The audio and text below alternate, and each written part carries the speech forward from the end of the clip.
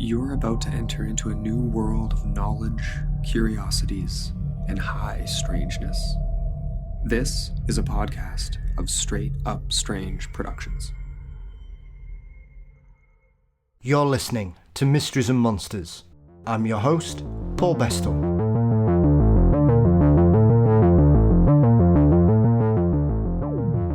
The mysteries of the first peoples of the North American continent is a topic that has fascinated people for centuries.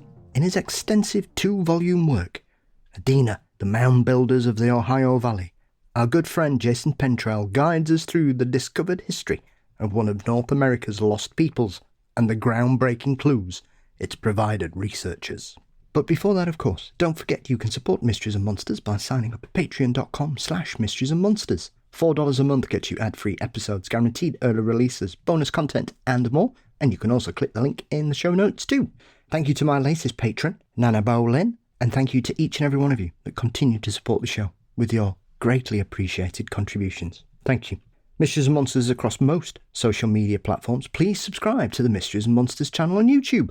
You can also visit mysteriesandmonsters.com for news, episodes and links, and our exclusive merchandise site is available via TeePublic, and the link for that's in the show notes too. Our intro and outro music are performed by the wonderful Weary Pines. Thank you as always to Dean Bestall for his wonderful artwork, and the show is produced by Mr. Brennan Storr of the Ghost Story Guys.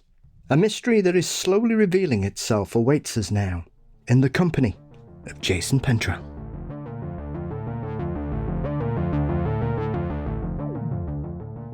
In his latest books, Jason Pentrail continues to build on the fascinating world of the Adena culture.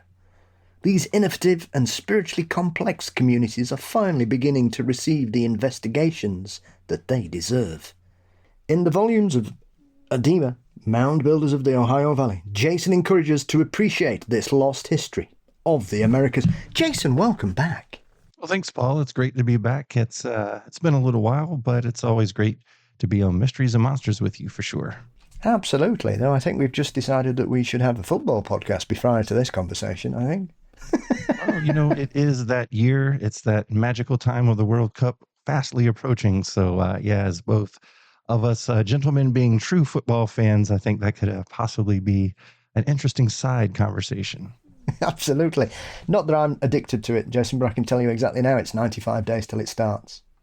Well, there you go, folks. You got the countdown here. We'll put the official clock in the corner.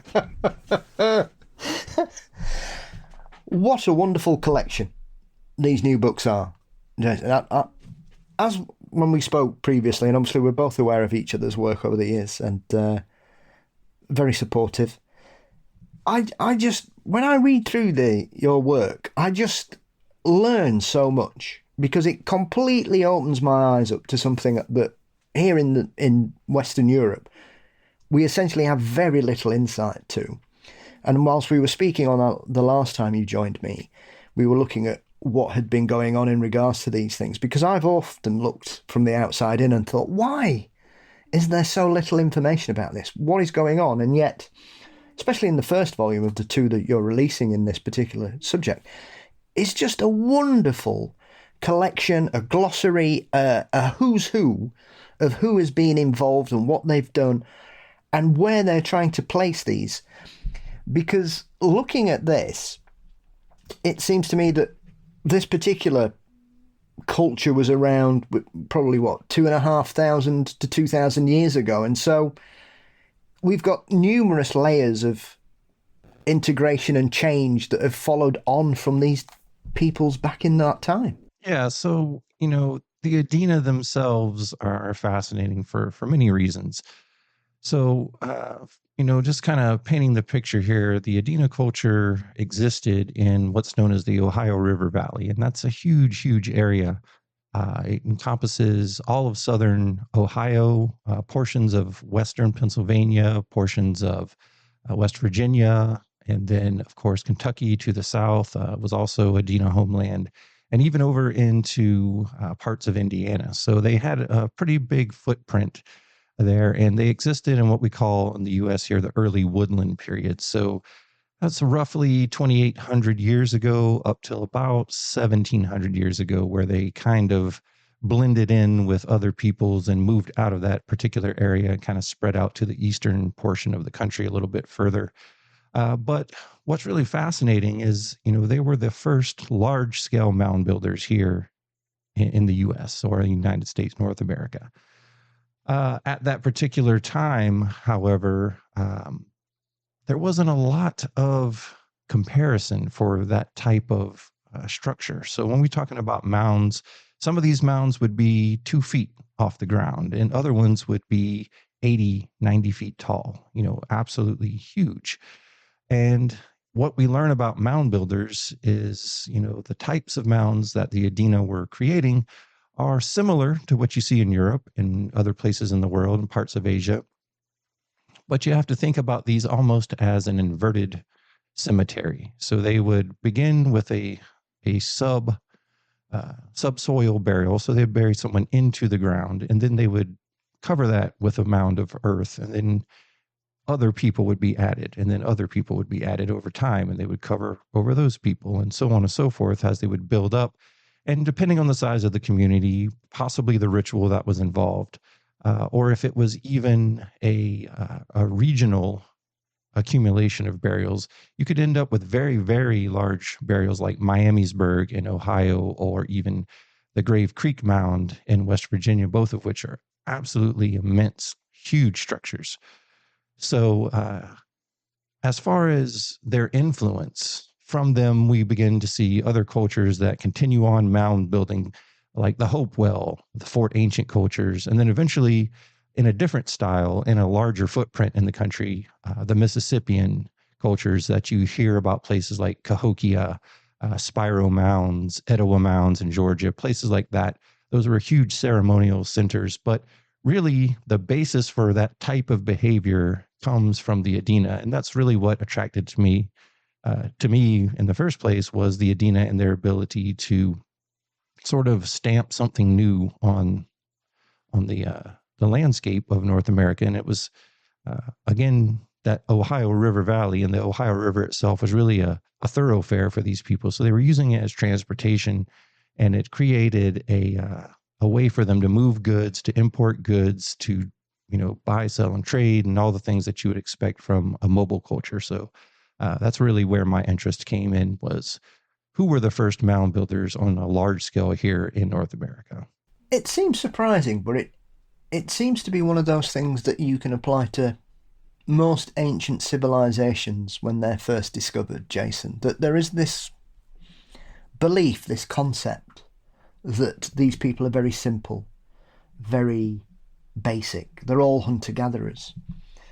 And yet, we can see all around the world over the last, 20, 30 years, there are a lot of these ancient peoples and cultures. As we investigate more, as we undertake more archaeological work, more surveys, technology moves on in abundance with the leaps and bounds we've got now in ground penetrating radar and LiDAR and things like this. Some of the advances that we're making. Cultures all around the world are suddenly showing us a completely different perception that we have. And it was interesting when you're reading through your sort of genealogy of the peoples that have been involved in looking into this and what's gone on, that often you can see these theories that are often put forward for peoples all around the world, Jason, that they must be these people, they must be that. And people have their personal bias, religious bias. Because I found the whole Jewish tribe section, I thought, what is going on here? How is this? But then you think, well, there was clearly a lot of people who had those kinds of thoughts at that period of time all around the world, not just in the Americas. But as developments have recently shown us in South America, the perception that these people were just living hand to mouth and they were all hunter-gatherers is provably wrong now. It's provably wrong now, Jason. And so the Adena are obviously part of this re-evaluation of our past, I think, that these people were clever, they were intelligent, they had the abilities to migrate, to have trade routes, to be able to find things of value. And the archaeological work that's being done over the last 150, 200 years constantly keeps building on this to say that no, these people were far more aware of the world around them and what they could and couldn't do than we always try and prescribe this simple value to. No, you're exactly right. Those are great points all around, Paul. There's so much there to unpack. So, I mean, just as an example, the way that I broke the books up. So, volume 1 is the cultural history, what we think we know about, what we can speculate about, what we can learn through comparison to other similar tribes and peoples throughout the world and in that region. And then the second book is all about the archaeology. So, what was actually found? And in that second volume, as you move through, hundreds of mounds that have been destroyed, damaged, excavated over the last 150 to 200 years, you begin to see traits. And we have really honed in on what we know as Adena traits, and that's things that are specifically attributed to this culture. Now, in those burials, those early reports, those early journals, one thing that was strange was, they were surprised because they were finding seashells from the Gulf of Mexico, which is nowhere near Ohio, if you take a look at the map, right? We're seeing exotic flints. We're seeing obsidian from out west. We're seeing all sorts of mica from the Appalachians. So different things, mostly in North Carolina, even things from North and South Carolina making their way up into the Ohio River Valley. So immediately we knew that those early assumptions that people were making were restrictive, in that they were just looking at that these people lived here and nowhere else. And the waterways, the way they twist and wind throughout North America, as they do in all countries and nations, those were the interstates, those are the highways, those were where things were moving. And it shouldn't be a surprise that, you could get things from as far away as 1,500 miles up into the Ohio River Valley. It happened all the time. And then when we talk about, those early settlers. So here in this nation, here in North America, we have a much shorter timeline for European interaction. So if we're looking back at the earliest people, late 1600s through the 1700s, and really in the early 1800s is when people really started digging into the mounds and thinking, what are these things? Why are there so many? And when this first began, there were about 10,000 mounds in the Ohio River Valley. Wow. Today, there's probably less than 1,000 that are left. Cincinnati, Ohio was a huge, huge area for mounds. And within the confines of the city limits of Cincinnati itself, those have all been destroyed. And now they're under warehouses and neighborhoods, just as they are all across Ohio, Indiana, West Virginia. But those early explorers began to notice, what are all these strange features, and as people began to buy up land and begin agricultural practices, so they're plowing that land. And then when it rains, they walk the fields and they say, well, that's obviously some sort of stone tool. What is that? Is that an arrowhead? Is that a spearhead? What are we seeing here? And so they eventually figured out that these are interments. These are burials of an early people. Now, as they began to dig through these mounds, they would extract strange and unusual artifacts, all sorts of pendants and jewelry and shell necklaces and things that they were surprised to find. And then they would kind of look around at their local native communities that were still sparsely kind of spread out through the countryside and say, well, these people don't seem capable of having the technology to create such lavish pendants and jewelry and things of that nature, ceremonial objects. And obviously, to build such a huge mound would require a great deal of work, organization. And these people just don't seem to have that sort of vibe. They don't seem like they're organized enough to be responsible for this. So who is responsible for this? And that's where we get into many of the early, what we call mound builder myths. So this is when people started turning to the sources of the day. Of course, without the internet and without good research bases, we're just beginning to get libraries established and things of that nature. Research was hard. So people turned to the Bible. And they say, well, this seems similar to something I read in the Old Testament, and this seems like it could be, this, that, and the other. And they began to build these narratives. So when they first began these explorations and digging into the mounds, there was a lot of topics that would come up during the mound builder myth times that would be discussed. And some of the assumptions were as follows. So the mounds were ancient constructions and therefore could not have been the work of these recently arrived Indians. So we have to seek out, who is responsible for this. They said that the works were too advanced in engineering and they were too uniform to have been constructed by these, what they often called savages, these savage Indians. The mounds, they said, had to have been of a religious purpose because they were referring to the high places of the Old Testament. So they're like, if they're building up toward the heavens, it must be religious in some way. At the time, they didn't have any historic tribes who could actually explain the mounds. Many Native Americans at the time didn't know what the mounds were and didn't actually know that people were buried in them. Now, there was an indigenous oral history with some groups of people, but it was very limited. So they weren't getting a lot of feedback from the Native groups on these mounds either. It was almost like the story had been lost, which is common.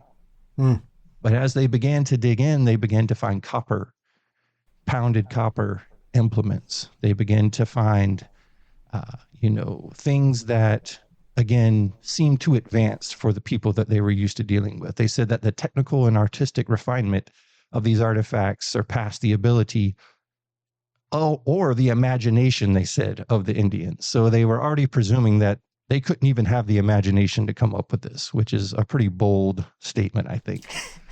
So ultimately, what you ended up with was a lot of people essentially looking to European history, to Middle Eastern history, and assuming that, well, someone had to come from over there to over here and do this. And of course, that led to many, many outlandish theories, one of which you mentioned earlier, which is the 10 lost tribes.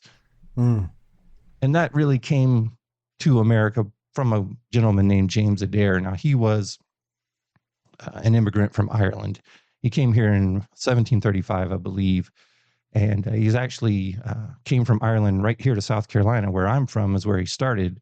And he wrote a book at that time called The History of American Indians, and that was published in 1775.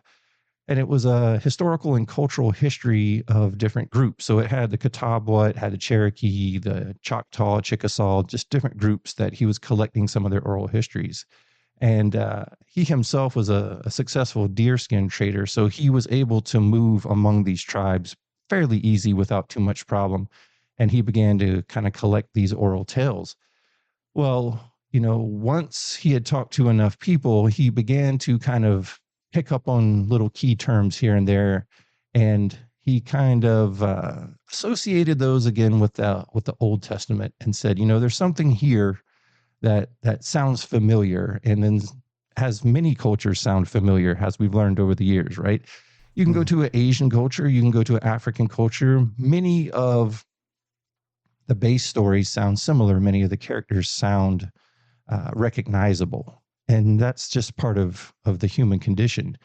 However, the first chapter of his book, called Observations and Arguments in Proof of the American Indians Being Descended from the Jews, he suggests that each of the 23 arguments that he put forth in this book were, in his own vision, true accounts of what had happened.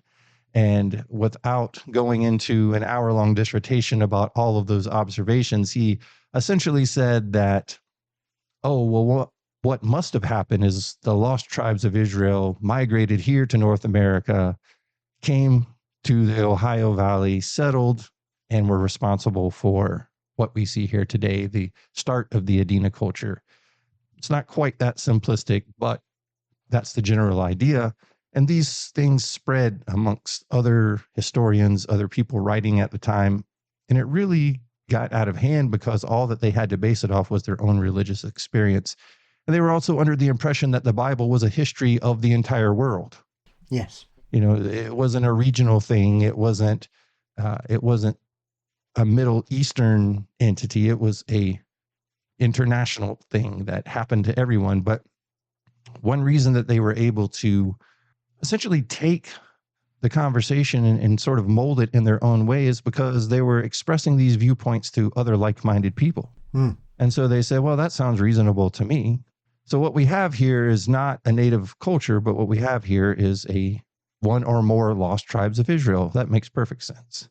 And then, of course, that eventually leads into a conversation of the giants, the Nephilim, and everything else that has become part of the Adena story that is by far not necessarily accurate. So, I suppose it's one of those things where until forensic science moves forward enough and gives people the tools to actually excavate and validate some of these bodies that are in these mounds, Jason, very quickly you begin to see that these are genetically, physically different. And it sort of, this whole sort of lost tribe theory seems to last for quite a long time. But as you say, you can apply this to other cultures around the world, that these people, and we still see it this day. I mean, that if I hear anybody start talking about, well, the Egyptians couldn't have built the pyramids, I just think, oh, shut up.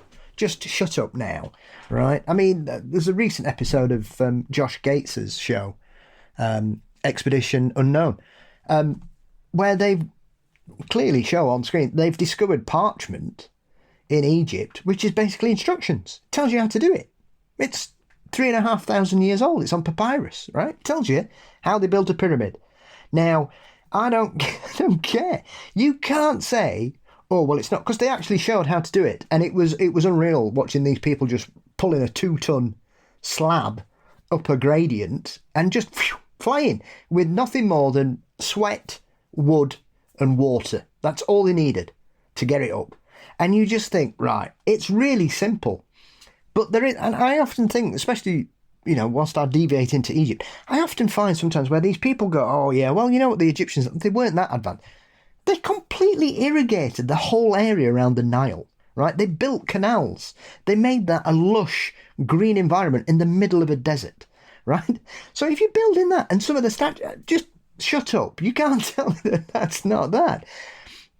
And so you see these changes, and yet we still have these pockets of isolation where the evidence, they go, oh, it's all a conspiracy, everybody's trying to cover it, and you just know, right?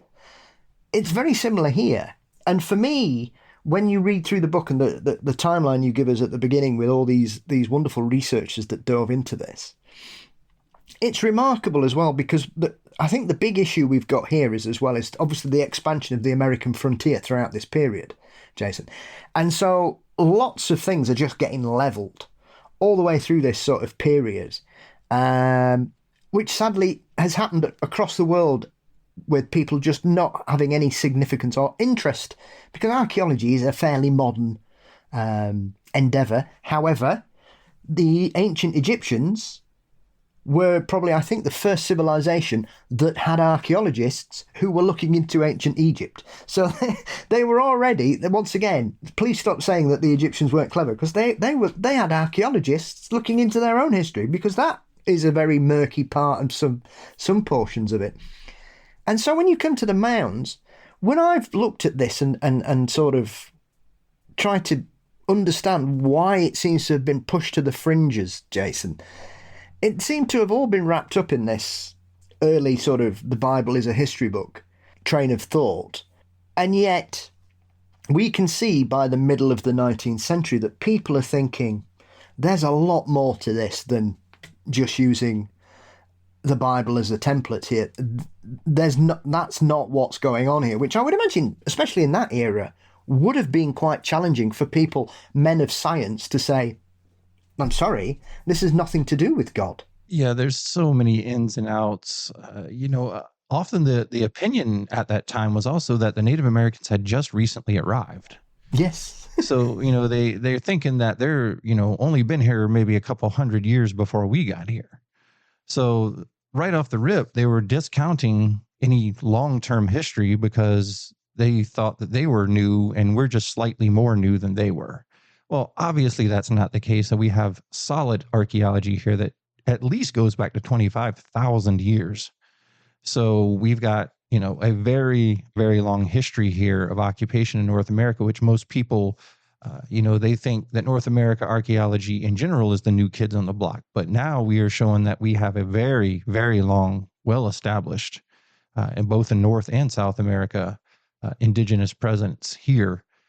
And so it's really rearranging everything that we thought that we knew. And it was no different for those early explorers. We kind of began to see the birth of archaeology here in North America from what we call antiquarian collectors.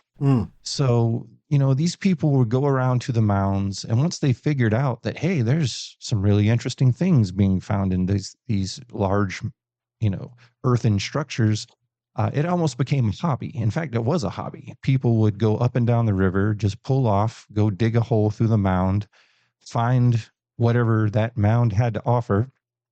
Generally, they didn't find everything that was in the mound, but if they found a little trinket or a pendant or something, a few arrowheads, that was good enough. They felt, hey, we were successful. We got something cool to put in the case and go show everybody in town. However, eventually, they began to find really well-made, highly crafted, artistic items.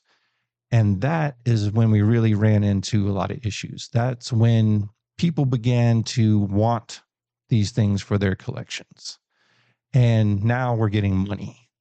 And when you start getting money, we all know what happens.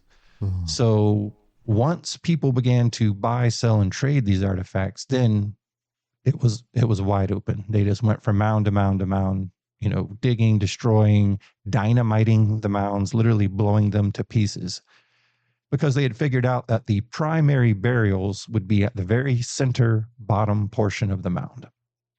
So what we found with the Adena is some very ritualistic and highly interesting traits, one of which is called the carnal house. And so if you level off one of these mounds, and many of these have been done for construction purposes, where they're going to build a neighborhood or going to build a steel factory, whatever the case may be, all these major sites are along the banks of these rivers, up on these river terraces. And of course, as we say in archaeology, a good site is always a good site. So steel companies and manufacturers and neighborhoods and all of these type of modern things want to come in and be on the rivers for shipping purposes. For if you're building a housing community, want access to the river for boats and traffic and all of those things. So you end up with these little riverfront communities. And of course, as they're planning these city centers, they're finding more and more of these artifacts. So many of these mounds were leveled completely. But when they got to the level portion of the ground and the whole upper part of the mound had been removed, they said, well, there's something else here. And they would dig down below the level surface. And that's where you would generally find the central burial. And that is the first burial. And what they would find there in many cases is there would be post holes in a circular formation around that burial, sticking out at an angle, and they would have paired posts, 2, 2, and 2, and they would go all the way around. Now, we don't know what the purpose of this was. We don't know. Many people at the beginning of finding these thought they were homes, that somebody would have been interred in their home, and then the home would have been burned ritually on top of them and then covered with dirt. But that doesn't seem to be the case. The idea of the charnel house is much more prevalent today, because you wouldn't find domestic items that you would expect to find from a house in the burials. But what you would find was a very distinct structure that showed there was some sort of ritual. And we found this repeatedly over and over and over again. And people started taking notes, and they began to notice that the heads would generally be facing east, or a lot of times they would be in a very specific position. Ultimately, there was something there to it. There was some sort of ritual. And then they noticed that certain bodies would have certain type of artifacts. They would be placed at certain parts of the body, so on and so forth. And so luckily, those early antiquarians in many cases did start to write these things down, to document, to make drawings and illustrations of the things that they were finding. This aided modern researchers such as myself in being able to go back and read those early accounts and see kind of the initial idea of what they thought this might have represented. So ultimately, we ended up with a lot of good data from that time, but we also ended up with sites essentially being looted and completely destroyed.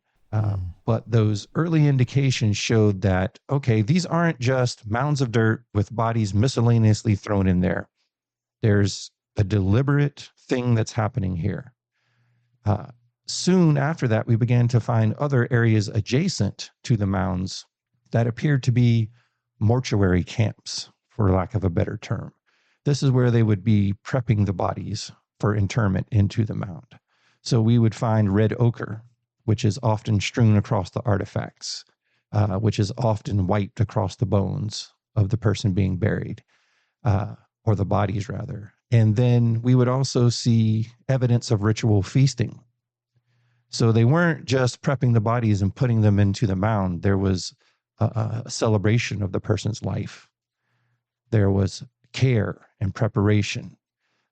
And then something else that was really interesting is later they began to notice physical abnormalities and things like that, where rather than being discarded, these people may have had, in one case, one skeleton had a shorter left leg, and that person would have been was significantly shorter, and they would have, struggled to be highly mobile as you would be as a hunter-gatherer, but someone cared for them well into their life, and they were probably in their mid-30s when they passed away. So they didn't just discard people. They honored people who were their family and their friends, and they took care of them. And so again, it began to paint a different picture of who were these people. Again, those type of indications led those early antiquarians to think, yeah, this is too much sophistication. This is too much ritual. This is too advanced for the savages that inhabit these lands today. But that's simply not the case. And so kind of fast forward a little bit, you talked about some of the modern things that we have today. There was a mitochondrial DNA analysis done in 2003. And what that was tested on was on some Hopewell bodies and as well as 2 Adena bodies. And what that showed is they, in fact, did have a very clear relation to some of the late archaic natives, the glacial Kame and the red ochre cultures. Those are 2 other cultures in that area. There was no, Hebrew DNA. There was no Middle Eastern DNA. There was nothing indicative of anything other than an ongoing native lineage. In fact, much of the DNA testing showed a clear association to Japanese, Korean, and Chinese. So that would be in perfect keeping with what we've been saying the whole time anyways, with zero Middle Eastern influence from the DNA perspective.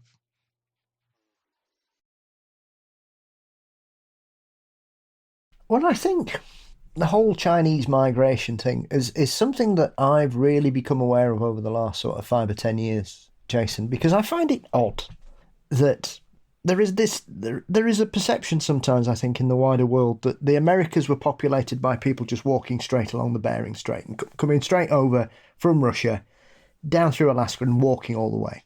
And then the more you look at it, obviously the elephant in the room here is the Ice Age, with the greatest of respect, because I don't think people are going to be walking down from Alaska, over whatever, 2,000-foot glaciers all the way until they finally get somewhere where it stops. And then the whole concept of, well, why didn't they, if they sailed over and they went, oh, look at all that ice there, and they just followed the coast all the way down, they would have just got to a point where they went, oh, there's no ice here now, we can get on.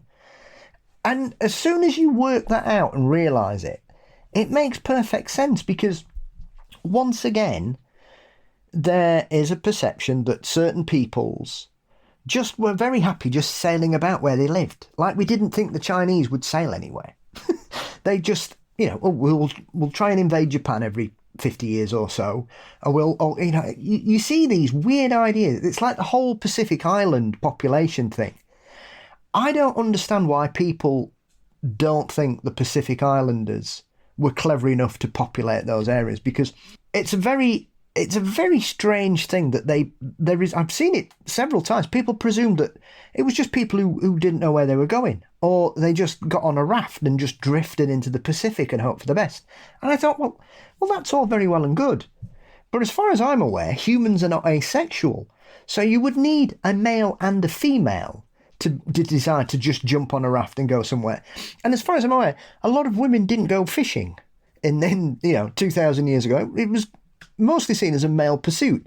And so you can't tell me that these people accidentally populated these areas, or that they would sail so far and go, oh no, we can't go any further. That's as far as we're allowed to go. And you just think, this is absolute nonsense, because especially the Chinese, you look at what they were doing 3,000 years ago, Jason, you can't tell me that they weren't sailing across the Pacific and looking everywhere, because that to me is stupider than presuming that the Mound Builders are the lost tribes of Israel. That makes more sense to me than presuming that the Chinese just stopped halfway across. They got to Easter Island and went, no, we're not going any further. Let's go back. Because that doesn't even include how the hell did anybody get there? Yeah, great points. There's just until recently, Paul, there's been this gross aversion to watercraft in archaeology. Yes. I mean, it really has been a problem. It's been, part of the peopling of America. The first episode we did, we talked a little bit about this, but, the idea is that they came across the Bering Strait, they came down between the Cordilleran and the Laurentide ice sheet. Once that melted and opened up into North America, spread out through Central America down to South America. Well, that's an interesting idea. It's very antiquated. But now we've got well-established sites at 25,000 years ago, before present, which pretty much kills that whole theory. So watercraft had to have been used. It's simple as that. And it makes sense. You would come across, you'd follow the ice pack, you would be able to hop off on these ice shelves, hunt walrus, hunt otters, get fish, go inland and grab whatever you could find that was close to the shore. Clams, mussels, it just makes sense. The idea of work smarter, not harder is not new. No. And when you are in pursuit of feeding your family, when you're in pursuit of shelter, when you're in pursuit of, seeing what is beyond the ice, you are pushed by these motivations, and that's nothing new. These people lived in that environment. They understood the environment. They knew what had to be done to survive. Now, once that ice-free corridor opened up, it's not like it opened up and it was just this big, beautiful valley that you could walk through. It would have been full of marshes. It would have been full of creeks and tidal flows. It would have been a hot mess to try to get through. So you got to think, you've got little children, you've got animals with you, probably domesticated dogs or wolves of some sort. You're trying to move through all of this just knee-deep muck. It's not going to be an easy process. So why not just hop in the watercraft and sail down the coast? So much easier, makes so much more sense, and by sea, you can move exponentially faster. And people have been doing this since the beginning of time. How do you think Australia got inhabited? I mean, it wasn't by accident. You know what I mean? So these ideas have long been really kind of silly. And archaeology has often pointed to the fact, well, we don't have archaeological evidence of watercraft. Yeah, because it was probably made out of natural things like reeds, skins of animals, things that are not going to stand the test of time in the archaeological record.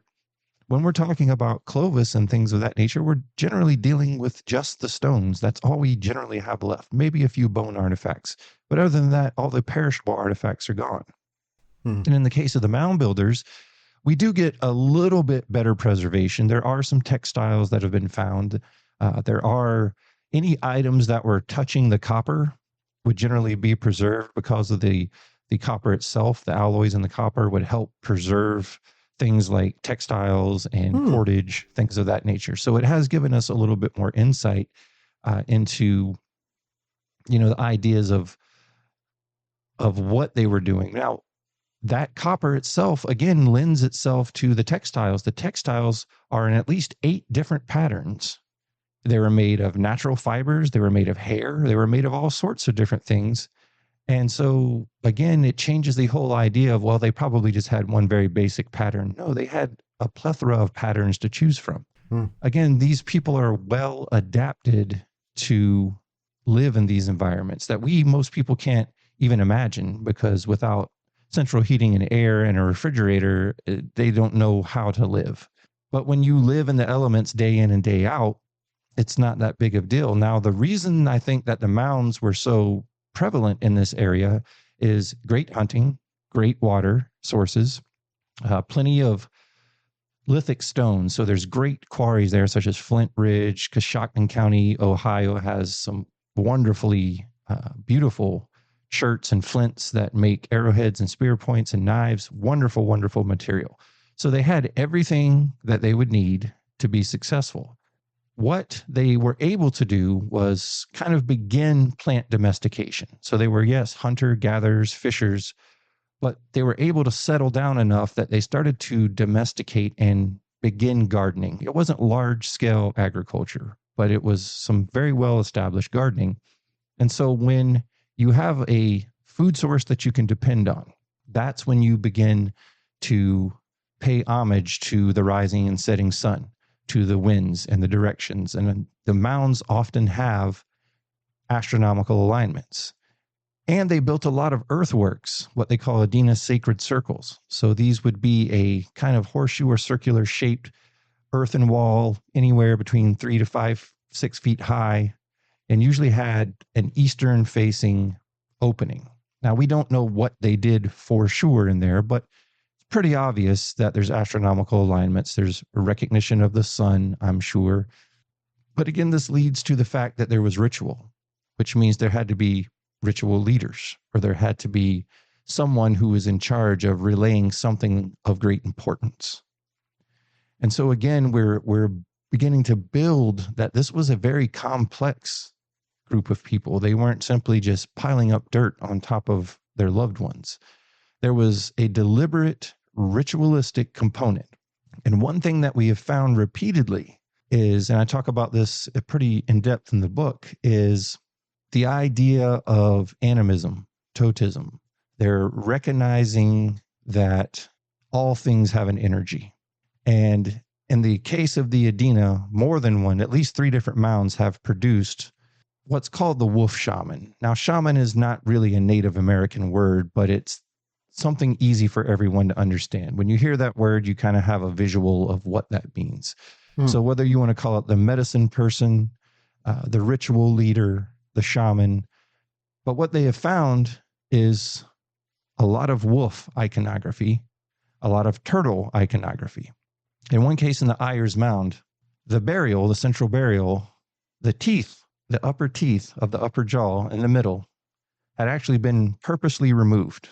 And in their place was a wolf's jaw, upper jaw, that had been cut to slide into that groove. So when they would have put on their full wolf regalia, which probably would have been the skins hanging down with probably other adornments, drumming, and all of these things that are happening, and this person took their job serious enough to slide that wolf jaw into their mouth to make it as authentic and striking and powerful ritualistically as possible. So the idea of the wolf shaman also fed into some of these early accounts, where people began to see them as, oh, well, there's a strong ritualistic component here. They're practicing something. And that actually turned some of the early Christian ideas off, because they're like, well, this is dark and we don't trust this. This may be something of a darker ideology. And so with that sort of attitude, mixed with the fact that, yes, on a very, very few occasions, there were very large Adena bones found. 7'2", 7'5", 6'9", somewhere in that range. However, out of the literally thousands of Adena bones that were discovered, the average height of a man was 5'5" to 5'6". The average female was 5'2" to 5'3". With those rare occasions, and I mean, if you read the early accounts, it was every other mound had a giant in it. That's not the case. That is completely false. on a rare occasion when one was documented, that led into, again, a biblical narrative of the Nephilim. So these are the fallen angels. These are the Nephilim giants. This is, David and Goliath. And it just fed this kind of wildfire speculation at the time. And then you had these early printing presses who were just chomping at the bit for this stuff, because that brings subscribers, that brings money. Everybody loves a good story. So they would say things like, well, a giant was found today in, Hampton County. Well, did you measure it? Well, no, it was just big. Okay, well, big compared to what? Like, how big are we talking here? So there's a lot of these accounts that even occurred in like the New York Times, but, a lot of these alternative stations, YouTube channels, all that, they feed on that kind of stuff. And they'll make you believe that every other mound that was dug up had a giant in it. And that's just not true. It's not the case. Literally after researching for this book for 14 months, 40 hours a week, I found maybe 10 legitimate accounts of larger than average people. Doesn't even necessarily mean it was, an abnormally large. There was no 9-foot people, no 8.5-foot people, but there were a few that were obviously larger than the average Adena person. But, you don't want to discount that. It's interesting, but you can't explain it by, you can't take something that's an anomaly and explain it with something more anomalous. Yes. That doesn't make sense. And so that idea continued to grow. And the reason I had to write the final chapter 15 in the book on volume 1 about the Adena lost race of giants was because it's become so ingrained in the story that a lot of times people hear Adena and they go, oh, you mean the giants? I said, no, I mean the culture that built mounds in the Ohio River Valley that maybe had a scattering over 1,000 years of a few larger than average people. So that's where we're at. I mean, that is one of the most purveying myths about these peoples, really. And I always chuckle because I always think, well, if we're talking about North America, why do people leap to the Nephilim and not think it's Bigfoot? I've never understood that aspect of it at all, Jason, because as soon as I see those stories, I think, well, it's a Bigfoot then. Maybe that says more about me than them. I don't know. But I think there is this strange thing, once again, where you look at these peoples and you look at how they treated their departed. And that alone says to me that they had a level of intelligence and wherewithal far superior to hunter-gatherers. As you've mentioned there, textiles, jewellery, totems. These are people who are intrinsically linked to the world around them.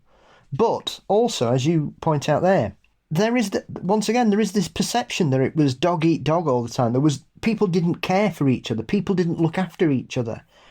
And we find evidence of this in civilizations all across the world where, as you say there, people may have had a deformity, a physical challenge. Maybe, as you say, that one of their legs may have been slightly shorter. There's evidence of people with broken bones that have clearly they've broken their leg or their arm, but they've lived to a ripe old age. And surely that straight away says, well, if people didn't care about people in those days, that person would be dead. That skeleton would never have reached maturity, whatever. There is this perhaps old-fashioned view of peoples around the world, Jason, that they just didn't care if people... And yet we know that they didn't just leave bodies lying around or just chuck them in rivers and stuff. For the act of departure in cultures all around the world prior, into the BCs, shows that people were held in real reverence. They were treated properly. They were washed, they were dressed, they had gifts placed with them.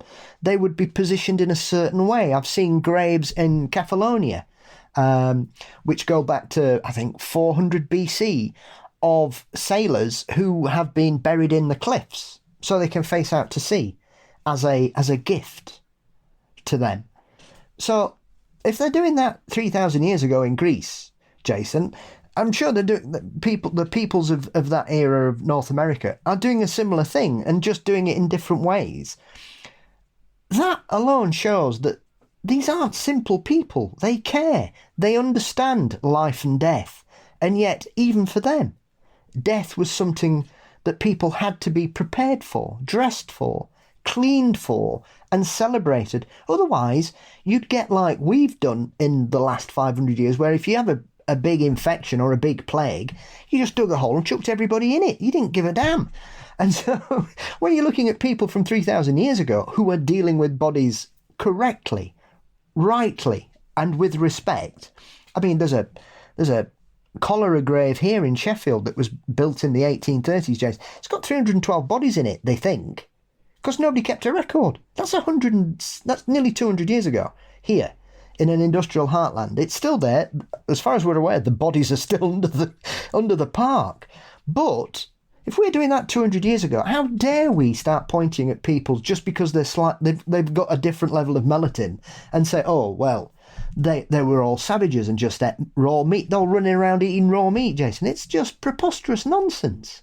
Well, it's that idea that things that are old are less than, which, really makes no sense when you look at ancient Greece, Babylonia, Egypt. Things were obviously much more advanced in many ways than they are today. But there still remains, especially with Native American cultures, indigenous cultures, really across the world, whether it's Australia, Papua New Guinea, all of these places, those tribal type people are often looked at as savage, less than, incapable of sophistication.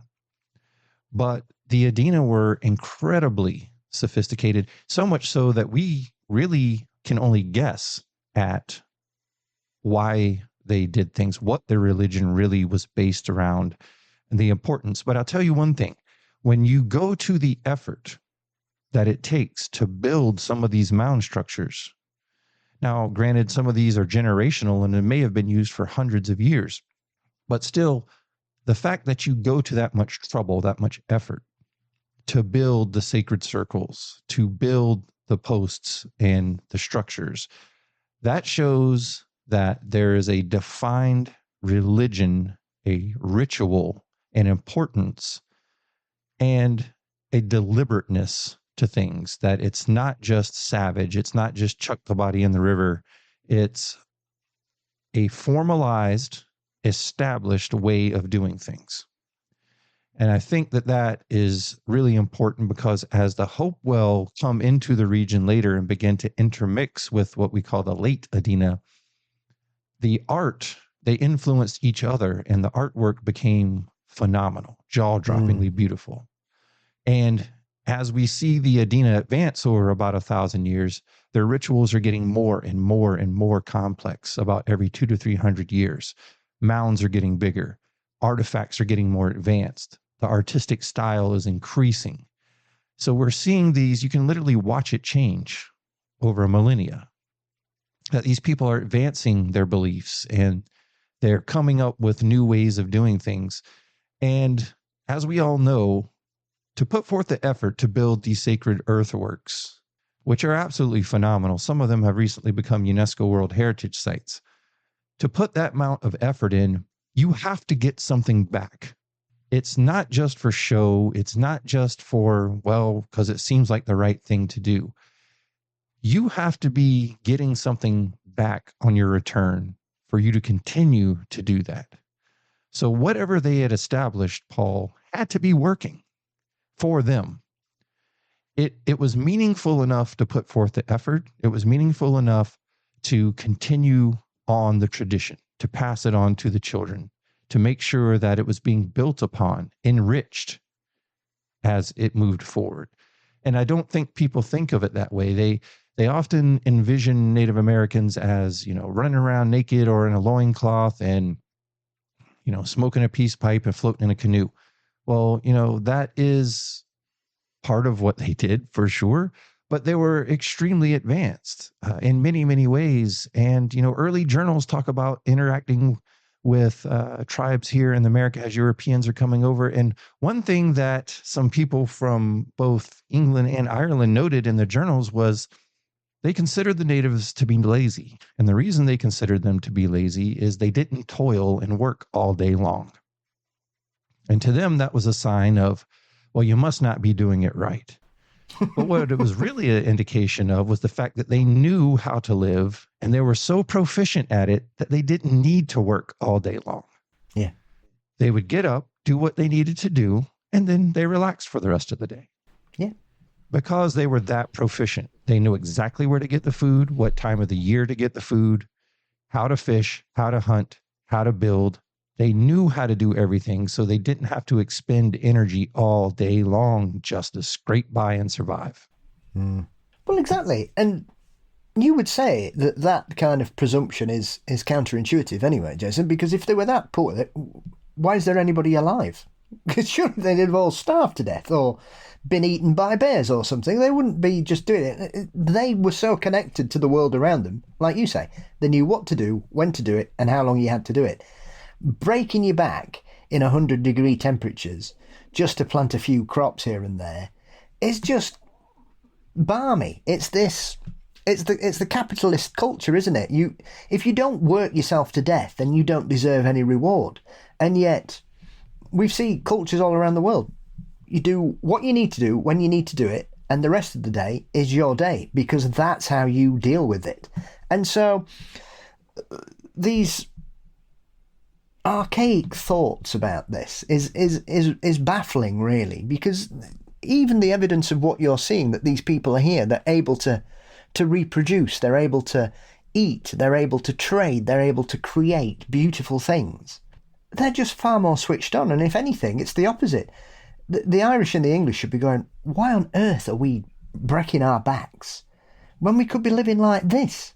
Yeah, and that mentality of you must work all day it doesn't resonate with the native idea or the spirit. It makes no sense to them because, again, it's being in flow with nature. And I'm not talking about in a hippie way where it's all kumbaya. They had wars, they fought each other, there was all of those things.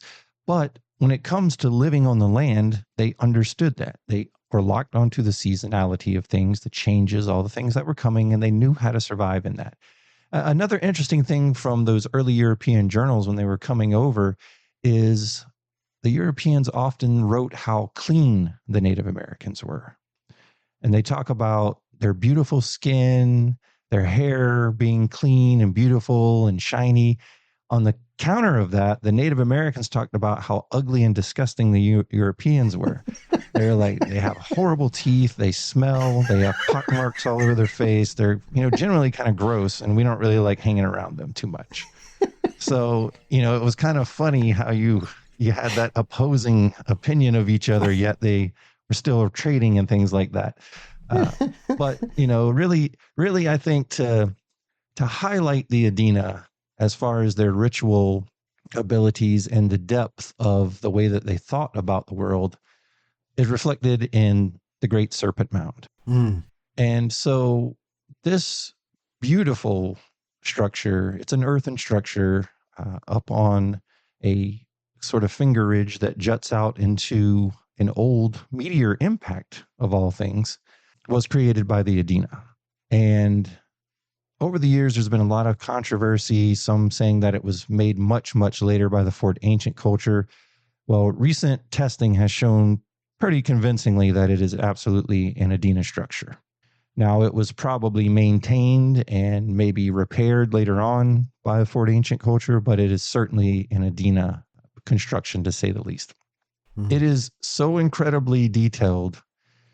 We certainly don't have the time to get into all of the details here, but it has incredible astronomical alignments. It has internationally known symbology. It has the whole idea of so above, as above, so below. All of those things are present in the Serpent Mound. And it is truly an incredible effigy, but more than that, it is a testament to how advanced this ideal and ritualistic culture had to be to not only build this, but to maintain it, and the many, many uses once you understand it and you can see it from above and you really understand the astronomical alignments, which we do talk about in the book. It becomes all the more striking how important this is and really how unique it is in the world.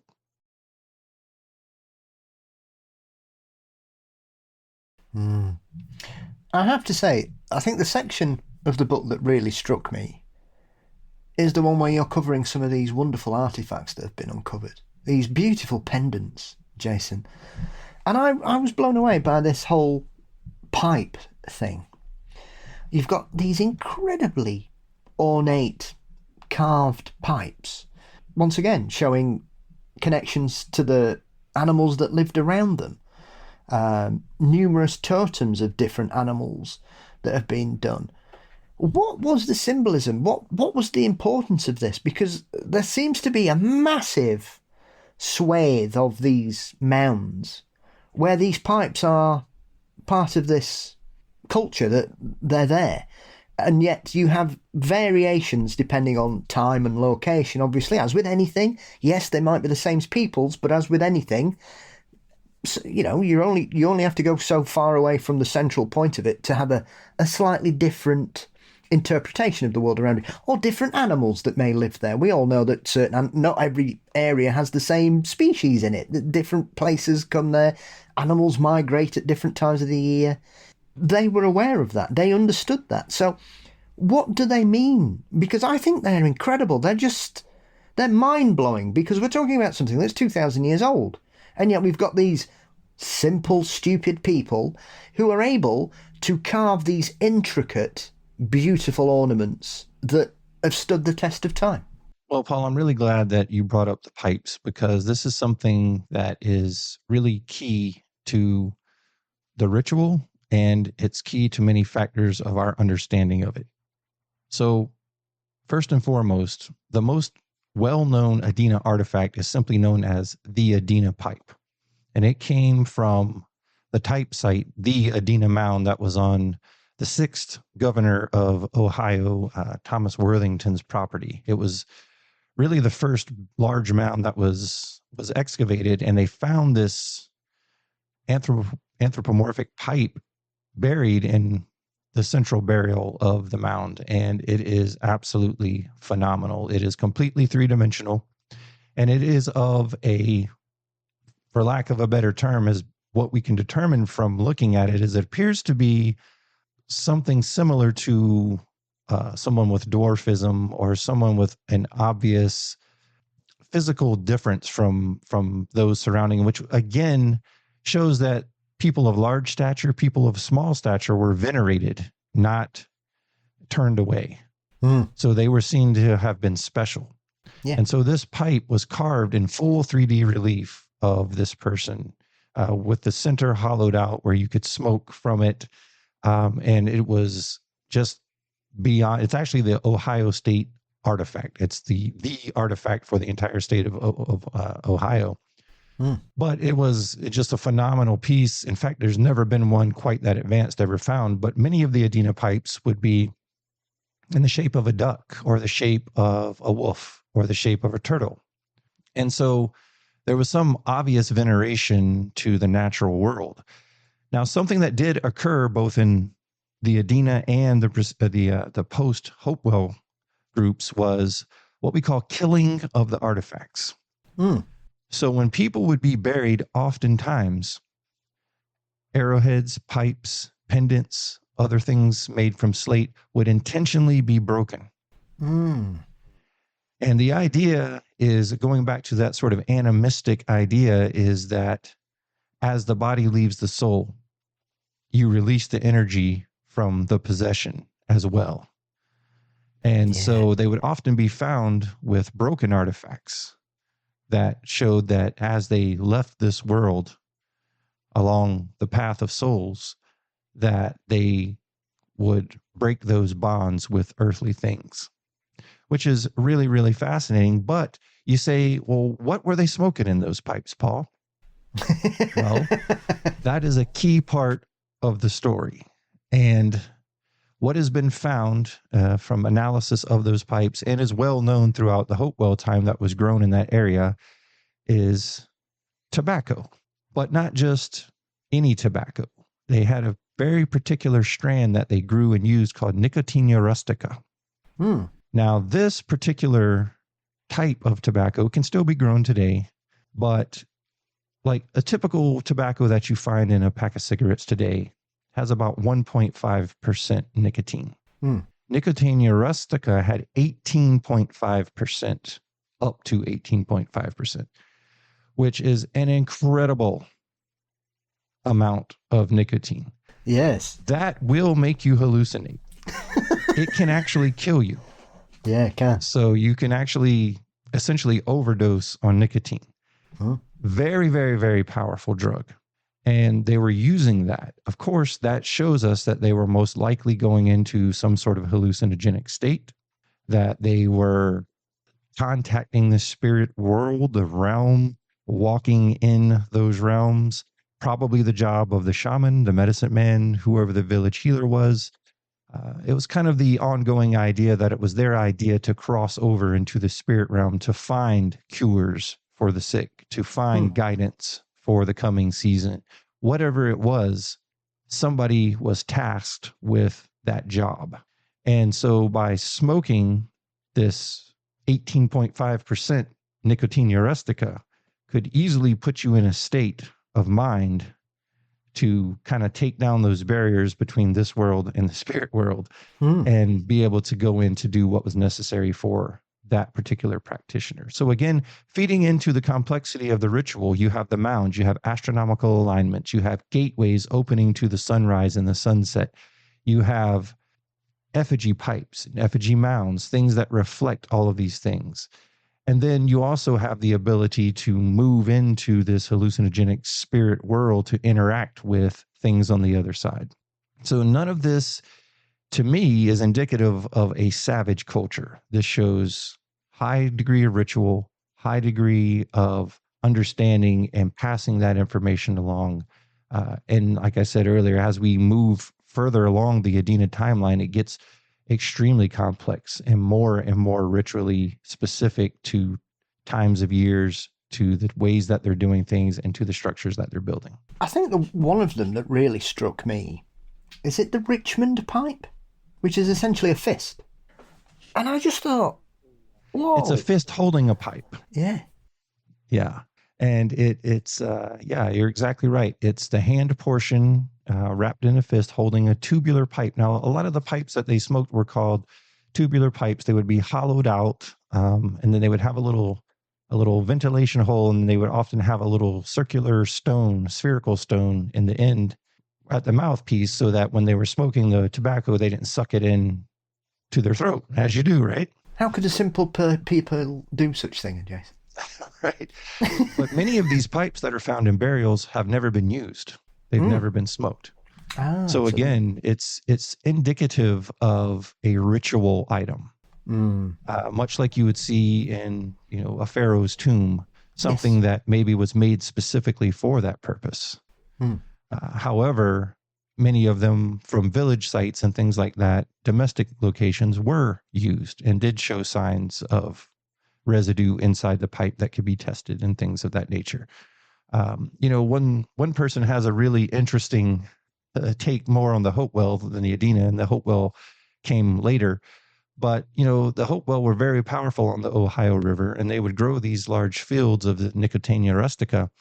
And the Hopewell were known for having very far-reaching exotic trade goods. Now, they had sort of intermixed with the Adena by this point. But one anthropologist calls them America's earliest drug dealers, because they would, in his idea, and then when the river would come to a squeeze, a smaller point, they would block that part off, forcing any other natives moving up to have to pull in there like a pit stop. And then they would sell them Nicotiana rustica and then get them hooked on it. And they're like, man, that stuff's good. I got to get some more of that. So the next time they would come, they would bring more stuff. Like, hey, we got some shells, we got some obsidian. Let me get some more of that tobacco. So, that's his particular theory. But nonetheless, it could have been a very viable one that, hey, we have a product that everyone else wants, and they got some stuff that we would like to have. It makes sense, right? You're not wrong. You're not wrong at all. These pots as well, paint pots, incredible. I mean, once again, when you look at the artistry that's on these pipes, it shows a level of skill way beyond any presumptions of their intellect. The paint pots are the same thing. The turtles, you can tell it's a turtle. It's obvious. The design, the care. They're not. Sometimes you can see artifacts, Jason, from certain places around the world, and they'll say, "Oh yeah, well that's a moose," and you're a bit like, "Is it? What? Okay." Whereas this, right? It's definitely a turtle. It's just a turtle with a paint pot. So, what was paint used for? Was it ceremonial? Was it in regards to certain types of the year? Have we found petroglyphs? Have we had any sort of additional information in regards to this? Because you can look at this and think, well, paint it could be for numerous things, but obviously it was thought highly of because they're found in mounds. So clearly there's significance and symbolism attached to something that to some people it's a very nice ornament, and yet it's held in such esteem that it must go to the other side.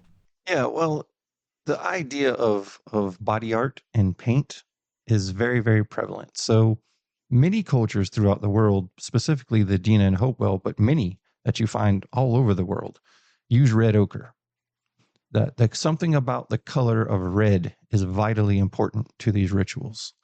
In South America, they still want that red, and sometimes they'll use cinnabar, which is highly toxic, but it still gives you that red color. Now, I've heard it said from modern native practitioners, spiritual practitioners, that red is the only color spirits can see. And so oftentimes in Adena burials, you will see red ochre smeared over the artifacts. Many times it'll be on the blades. Many times it'll be on those killed or broken artifacts that we talked about. It's very, very common, not just amongst the Adena, but even going back to Clovis 13,000 years ago, we see red ochre. So it's been around. That idea has been prevalent for a really long time. Now, the Adena have another type of artifact that is incredibly fascinating. You'll find it in chapter 6 of the volume 1 of the book, called the Adena tablets. These are about the size of a postcard in most cases. They have high relief and engravings that show what we believe is raptors, so mostly vultures, birds of this sort of thing. And they did seem to have a real affinity and a religious connection to vultures, which is interesting because we also see that same sort of iconography used at Göbekli Tepe in Turkey. So again, a very prominent, I'm not connecting those two cultures by any means. There's literally 7,000 years between the two. But again, it's that idea. And of course, you think about what a vulture does. It removes the dead. It defleshes the body. It has a very specific job in nature. It's the cleanser. It's the one who takes away the remains, the decay. So it's actually a highly revered, in modern terms, it's kind of seen as a trash bird, and it's kind of gross and people don't like to see that. But in ancient times, it was revered because of what it did. Now, the Adena tablets are very, very interesting, and they have too been found with remains of red ochre and yellow ochre down in the grooves of these engravings. Now, what's more interesting is if you flip them over, many of them on the back show very clear grooves where something has been sharpened. And this has led many modern researchers to believe that they may have been tattoo templates, so that you would smear the red ochre on one side, just as you would do today with a tattoo. You place it on the body, and then you fill it in with your choice of burnt material, other ochres and colors, and make body art and tattoos. Because of the grooves on the back where you can see something has certainly been sharpened, it lends people to think that we know that many from the journals of early explorers, many Native Americans were heavily tattooed. In some cases, completely from their eyebrows down to their toes. So many of them had an extreme amount of body ink and tattoos and body modifications, bone implements through their nose, through their ears, various parts of their body. So it's certainly not out of the conversation to think that they may have been tattooing. And in fact, there's even been a couple of artifacts that have been found with the actual bone needles with the tablet. Yeah. And so it lends itself, pretty good idea that this is probably what it was being used for. Now, we don't know that that may have been the only reason that the tablets were used, but it could have been a reason. But again, what did we just talk about? The advancement, the ritual, the higher degree of interaction with things that we think are modern concepts. So the Adena tablets, the implements that go along with them, the presence of that red ochre being so prevalent amongst burials shows that that color was revered. It was used for something very important, and it played a role in the ritual, just as these Adena tablets probably did as well. I mean, it's not a far out. I mean, this is one of the other strange things when we talk about ancient civilizations. People seem to think tattooing is a modern phenomena, Jason, and I don't understand why. Because we've got mummies from Egypt with tattoos. I think, is it Otzi the Iceman? Who's 5,000 years old? He's got 60 odd on him. Yeah, and what's interesting about him is the majority of his are in the skin above areas where he had medical conditions. Yeah. So it was almost like the healer had marked where the body needed to be treated. Yeah. So, and you see, we know cultures all around the world have used bones and things as extensions for a variety of reasons. There are numerous tribal nations in Africa which are well known for the modifications that they've done, from elongating their necks to extending the size of their earlobes, and yet we see this. Probably the best example of this in the Americas is obviously the changing of the cranium by the wrapping of bandages to extend it upwards. Not aliens, people, I'm sorry to disappoint you. But we see that once again. That's not a South American thing. There have been bodies recovered in Asia where the same modifications have been done slightly differently, but it's essentially the same thing. And so you see that there are certain cultures in certain areas where this addition to the human body was seen as something sacred, as something special, or it was certain people in that tribal hierarchy, for whatever reason, Jason, would have certain things, like we were saying about the shamans having their body modification to play the role of the wolf. You see that in other cultures where people have had pendants made, or they've attached different, wearing wolf paws and bear claws and things when they're doing ceremonies.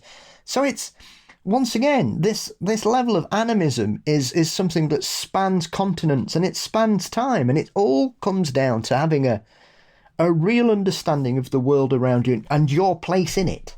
Yeah, and it's really interesting that you mentioned that, because the Adena were one of the very few that had elongated skulls. So they practiced cradle boarding, and it was very, very important. So much so that it's very rare that you find an Adena remains that haven't been cradle boarded. It's almost across the board 100%. Now, this leads again to those same sort of researchers that talk of alien this and alien that, and that has its place in entertainment and other things. But again, the DNA shows that doesn't seem to be the case. But they did practice this very unusual for North America, this participation in elongating the skull. So it was important to them for some reason. And if there are some other anomalies about the Adena that are exclusive to the Adena, such as the fact that they tended to, while they were of normal height, tended to be very thick-boned and very stocky. So they were very strong people. You can tell with the muscle attachments and things that are still observable on the bones that they were a powerful people. So that doesn't necessarily mean that they were warlike or anything, but just their physical form was wide, strong, powerful, thick-boned. They also have a very thick jaw, more so than other cultures in the region. Now, the DNA shows that they do have relation to those cultures, but there does appear to maybe still be something missing that we don't know where it came from. That's outside of the norm. But that's where we have to draw the line. Paul, it's important to say that we do not know. Yes. But just because we don't know doesn't mean that it's a Nephilim. Yes. which timeline-wise wouldn't even line up anyways. That makes zero sense. Yeah. So ultimately, we can't just jump to conclusions and say, well, they were using wolf shamans, so they must have had contact with the dog man. Or they had elongated skulls, so they must have known people from Nazca. This is what you see happening, though. People just jump to these outlandish theories. And, as we joke, I do have an archaeology podcast, the 7 Ages Audio Journal. Mm-hmm. And I said, I've told people before, I'm like, do you know how to tell the difference between a legitimate archaeology podcast and an archaeology entertainment podcast? And the way you can tell is we don't have any subscribers. And so, unfortunately, that is the truth. If you offer outlandish ideas that are entertaining to people, you will get thousands and thousands of subscribers. If you do a real archaeology podcast, you will have a very small niche group. And that's unfortunately a fact. Yeah, well, I'm happy being in that niche with you, mate. Well, I think it speaks to it's the idea that to present real information, or at least well-researched information. I've listened to your show for a very long time, and, you bring on people who research these things, that actually go out and to the field, and rather than it just being a story, they go try to see, what is here? Like, if it's not this, then what is it? But there's real research going on there. There's a real passion going on there. But unfortunately, we've been inundated these days with just an endless amount of just beyond belief type of things, where it's essentially become clickbait. And we have a lot of just click, click, click, get that quick hit, get paid for my content. But there's not a lot of really staunch research. I see stuff every single day, Paul, on social media talking about mounds this and mounds that, and giants and Adena and Hopewell aliens. And I'm just like, you look at the thing, 134,000 views in 24 hours, and none of it is factual. It's literally people just making things up.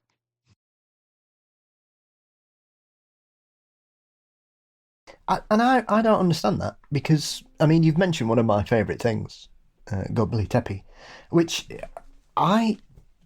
when I saw a documentary about that last year, I just cannot get my head around that. It blows my mind what they were doing that far back. And they've now found a site next to it, because obviously the consensus currently, but I suspect this is going to change, is that this was a temple and that's all it was. Well, that's fine, but that doesn't explain what was next to it. Because if that's not a temple, then once again, oh no, people 9,000 years ago weren't actually idiots. Which, once again, as we've said several times through this, is just because nobody'd be here if they were. And so when you look at how that's now viewed, and you look at some of the other places that have really come under scrutiny over the last 20, 30 years, the discoveries, as I say, that incredible discovery of that lost city in South America a couple of years ago, Jason. This might sound like a daft thing, but I've always said this. We only know what we've discovered. And therefore, there is this perception in modernity that we're the cleverest people that have ever been. Which, to some extent, but I've always said this. Ask the average person how their television works, right? Ask them to tell you how broadband works. How does Wi-Fi work? And because we're so ingrained in technology all around us, most of us don't understand how any of it works. It just does. And so for us to live in this, if anything, we know less about the world around us now than any culture 6,000, 5,000, 4,000 years ago, because they needed to know everything. They needed to know which plant to eat, when the wolves would be out, when the bulls would be out, where to hide, where to move to, where the fish swam to, what type of birds came at what, when it would snow. Little things. Nobody these days, it would seem, in the vast majority of cases, if they can't tell what the weather's like on their app, Jason, they've no idea. I'm one of those weird people, because sometimes I'll say, yeah, it smells like rain, and people think I'm mental. And I go, what do you mean? I mean, I've got a slightly larger than normal hooter, but I've not got a dog's nose. And you say things like that sometimes, and people go, what do you mean? But it smells different. You can tell, or you can tell when a storm's coming, because you can tell that you can smell the charge in the air. And you say things to people, and they think you're having a stroke or something, Jason. Does Paul need hospital attention? Yeah, well, that's because we removed ourselves from nature. So people forget that we are part of the animal kingdom. Yeah. It's just we've housed and cordoned ourselves off in these four walls of drywall and shingles, and we live in a fake world. So if there was, some natural disaster or some global catastrophe and all of this technology went away tomorrow, people are just going to be walking around like zombies, having no idea what they're supposed to do, how to feed themselves, even what direction to walk in, because all of those things are done for us today. But when we're talking about the Adena, we're talking about the people of Göbekli Tepe, we're talking about ancient Egypt. These people lived in the environment. So you observe things. You know when changes are coming. You can smell the rain. That tells you to find shelter. You pay attention to the way that the clouds are moving. You watch the tides change. You know when to go out to fish and when to come home. All of these things are part of you because you are part of nature.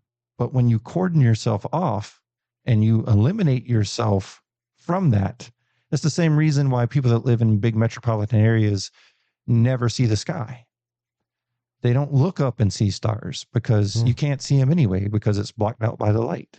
Yeah. Or your face is just stuck in your device all the time and you have a star app on your phone, but you never go out and look at the actual stars. Yeah. And it's not to blame people because that's the world that we live in. I have a 6 and a 9-year-old child, and I had to come to the hard conclusion that they're not going to have the life I had. That growing up, I was outside as much as I could be, riding my bike, building forts, very much like Stranger Things, right? Yeah. But their world is different. They do their schoolwork on Chromebooks at school. They, live in sort of this digital realm. So I can't give them everything that my childhood had. I have to adjust to the world that they live in and help them learn how to navigate it in some meaningful way. Yeah. But when we're talking about these ancient cultures, they were in it. You lived in nature. You were part of nature. So it wasn't that you excluded yourself. I'm human, you're animal. You were all moving in a symphony together. And so Karahan Tepe is that other site. And there's I'm convinced there's probably many, many more in that general region. Yeah. But we're talking about history that advances things where we're talking older than Egypt, older than Babylon. This is going so far back that it's blowing academia's mind. Scholars don't even know how to process this. Yeah. Because it takes everything that we thought that we knew and turns it upside down. And like you said earlier, Paul, we only know what we know. We only know our experience. So you can't commit to 100% certainty and say, it is this, because it's always going to be changing. Any discovery at any given minute in the world of archaeology can change everything that we thought we knew. Yeah. And there might be a discovery someday that shows there were aliens here 50,000 years ago. But right now, that doesn't seem to be the case. I love a good story. I love a good entertainment. I think it would be awesome if we found something like that. Yep. But we can't just make up a narrative. You've got to have something substantial and eliminate every other possibility. This is the other aspect in regards to these sort of alternative archaeologists and people that often criticize science. I've always thought, even from being a kid when I fell in love with archaeology and paleontology, even before Indiana Jones made me even worse, Jason, that my personal experience of archaeology is probably it's the most malleable science there is, because what we thought 40 years ago about quite a lot of things has completely changed. It's completely changed. I mean, 40 years ago, you would be struggling to find an academic who would be willing to put their head above the parapet and say dinosaurs were birds. Now, It's the general consensus, really. Most people say, well, yeah, the birds. The chickens, the closest, chickens and crocodiles are our closest relatives to those dinosaurs. We've seen so many additional lineages added to human evolution in that period. We've discovered incredible locations, as we've mentioned, in virtually every continent on the planet. I think with the exception of Antarctica.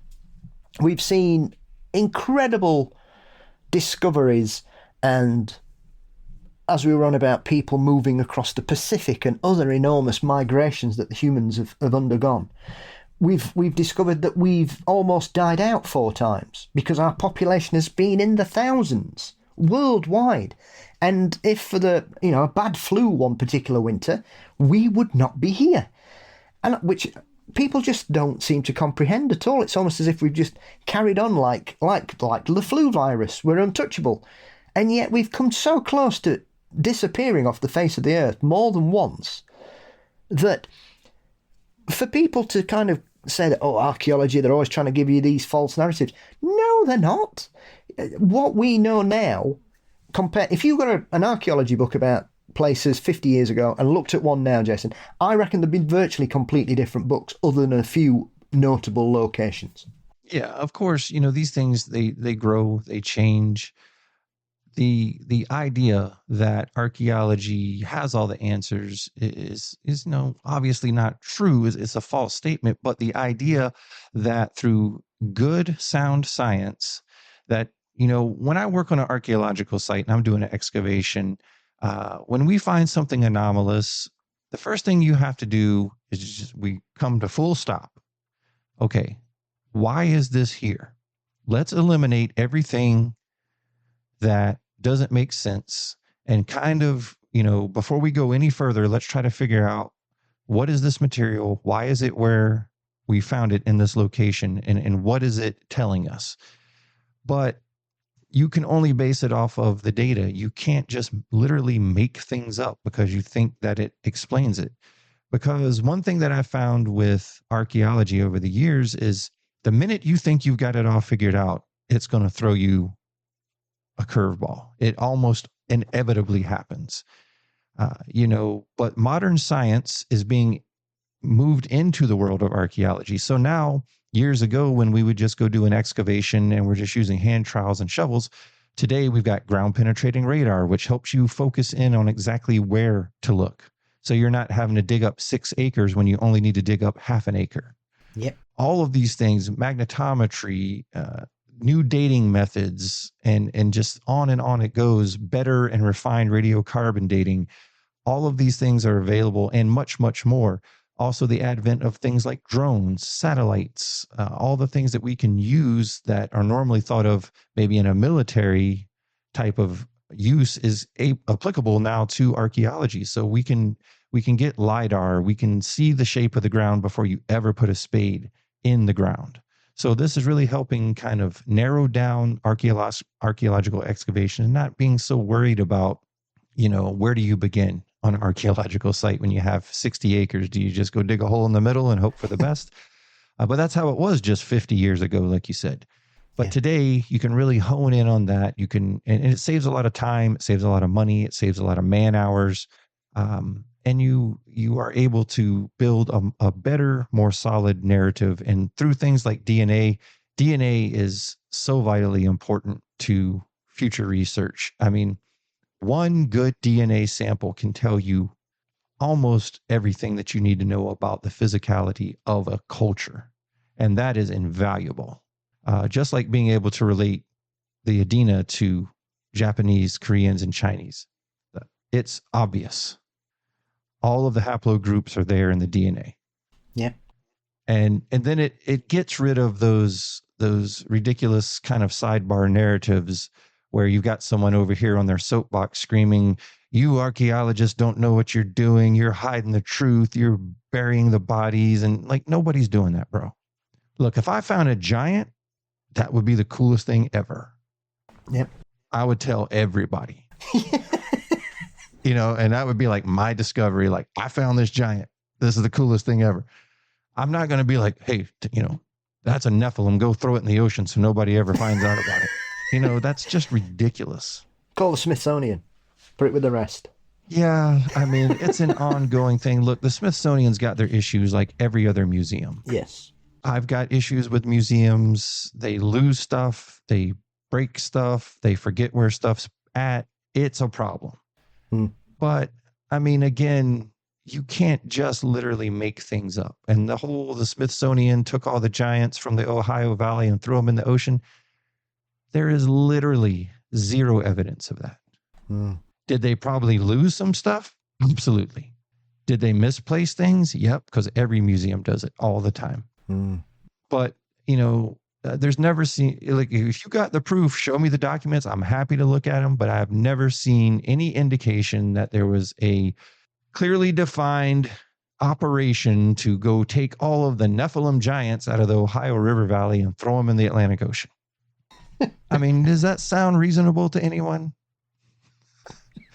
It's just think about it. That's all I ask. Just think about it.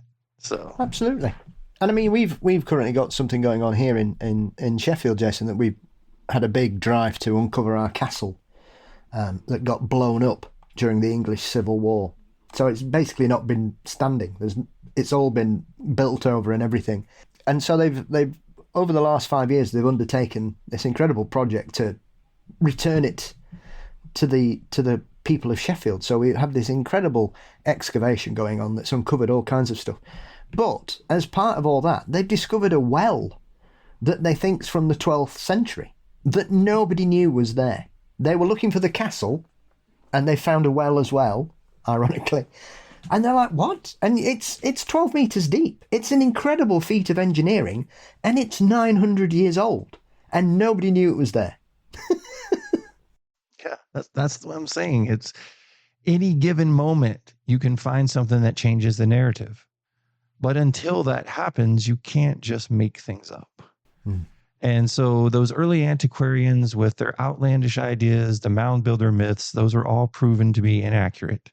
There was a lot of fake artifacts that were introduced into Adena mounds that were obviously fake. Yeah. But anytime that you're dealing with something that's worth money, it's the same thing that we see in Peru and places today where they go dig up legitimate, beautiful, amazing artifacts. But they also know, and you can't hardly blame the people. Somebody on the black market's willing to give them $15,000 for an artifact. That's more money than they've ever seen in their life. Yeah. And you look at your child who's hungry, or you look at your ramshackled house and you think, me going and digging these artifacts up and selling them to some guy, and he gives me money and I never have to worry about that again, that's a pretty big temptation. And so, these markets drive the looting and it drives the exploitation of the people, really. But it happens every day because you can't hardly blame the people. Are you going to let your kids starve, or are you going to go sell this to the guy down the street for a few $1,000s who's going to sell it to a collector in Europe or in the US? Well, I was reading something last year, I think, saying that grave robbing has never been more common than it is right now around the world, primarily because of the black market. And even we're not talking about items or jewellery or things, Jason. There's people just selling normal bodies. And this is what's happening. And people are like, what? What do you mean? Why would people be doing that? It's ridiculous. It's not true. And you think, how naive do you have to be? There is, for whatever reason, people want these things. I I know more people than I should perhaps who have human skulls in their homes. I do not own one yet. However, or one that's not in a person anyway, Jason. Right. But it shows you that this trade has always been there. It's not a modern thing. Oh no, I mean, all the pyramids were looted in antiquity. Most of them, all the pharaohs and the Valley of the Kings, all that stuff was looted. I mean, and what's the temptation? They know that there's jewels and gold and all this stuff in there. They're not worried necessarily about their eternal soul or whatever the punishment may be for breaking into the tomb, but they're thinking that's straight up gold. And I can put food on the table tonight. Yep. So, I mean, hunger and poverty drives people to do things. And like I said, you can't hardly blame them. I mean, I don't like it. I don't promote it. I think it's sad. It's really, there's things that are being sold on the market that we're never going to see that could change the narrative. Yeah. Because there's amazing things that are found all the time. Most of these things are found by looters. Yeah. Or grave robbers.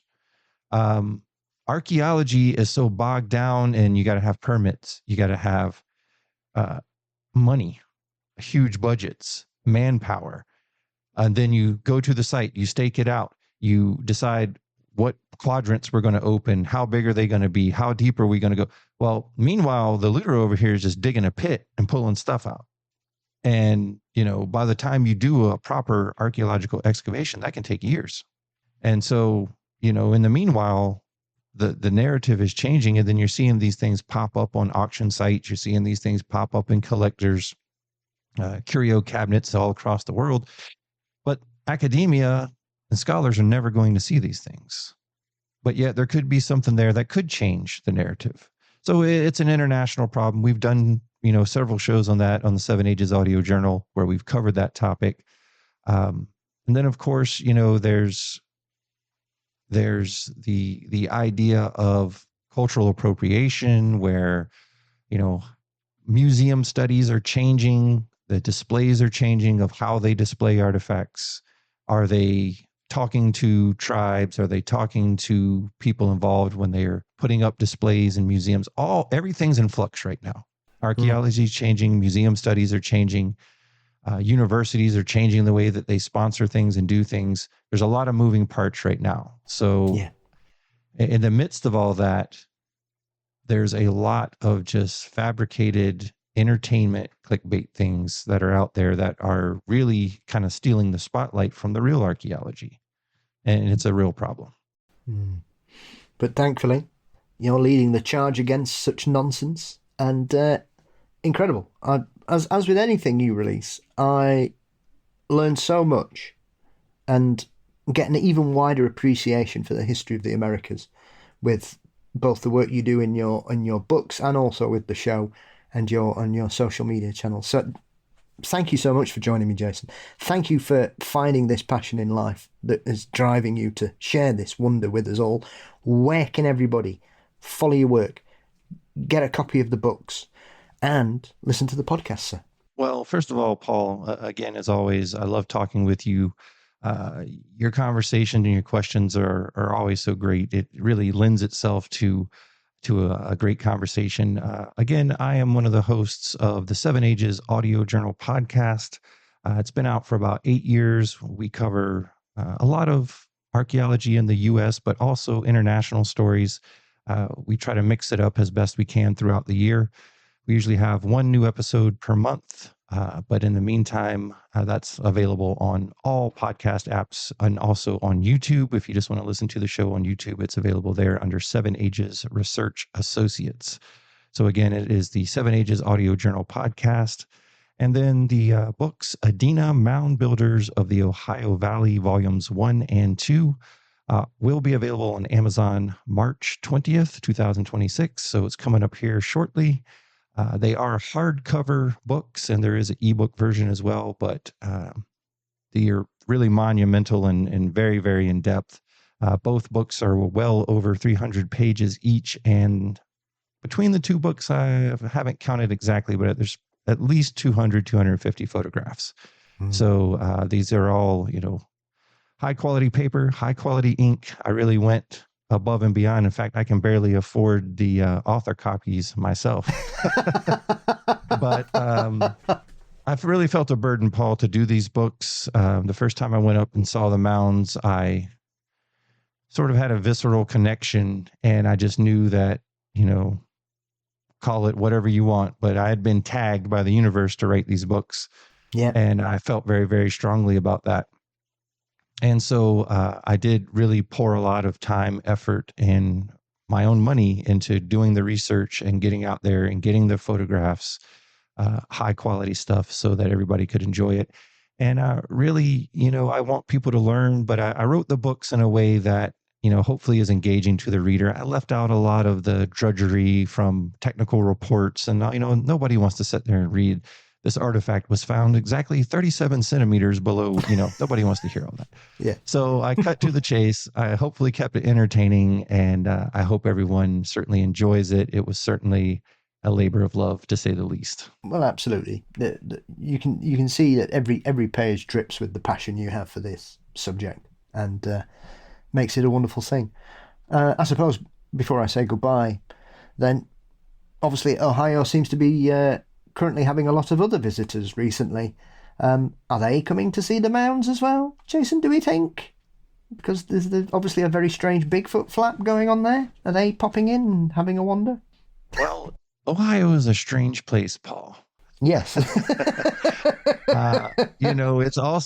It's also notorious for hauntings, they say, and maybe that has something to do with the fact that all those 10,000 mounds that used to be there that are now being bulldozed and had Targets and Walmarts put on top of them. But yes, the old Ohio grassman is certainly alive and well throughout that region. At least that's what the stories say. So it's an ongoing thing. Yeah, it's really been popping off lately. I've seen a lot of reports. Yeah. So I can't say that has anything to do with what I researched, but hey, it's a strange world and you never know. Well, maybe these are the giants we've been mentioning. Who knows? Anything's possible, right? It is.